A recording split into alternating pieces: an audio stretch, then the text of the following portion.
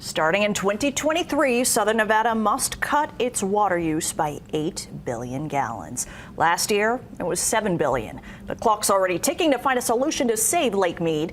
Members of the Colorado River Users Association have to submit a plan to use less water, or the feds could step in. The deadline is the end of January. Also starting this year, for many of you in the valley, if you use too much water, you will start to pay more. This is all to crack down on water waste.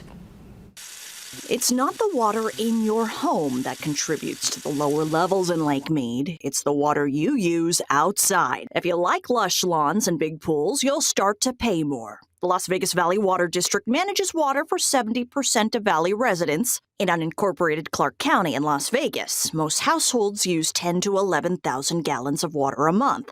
Now, per month, you will now be charged a certain rate for the first 5,000 gallons, then the next 5,000 gallons, another rate for the next 10,000, and the highest rate once you go over 20,000 gallons a month. You'll get charged more per season. What counts as excessive differs in winter, spring, summer, and fall. This charge is really geared toward the top 10% of our water users in the residential sector. They have relatively large properties that are grass-dominant landscapes. They have swimming pools or multiple swimming pools. Hopefully help those property owners make some better decisions. How can you save water and save money? Bronson Mack says take out grass, change your sprinkler when you're supposed to. Remember that water that we use outdoors, we only get to use once.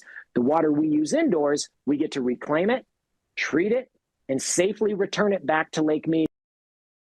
How much will your water use cost you? The Las Vegas Valley Water District actually has a bill estimator online and ways you can save water and your money.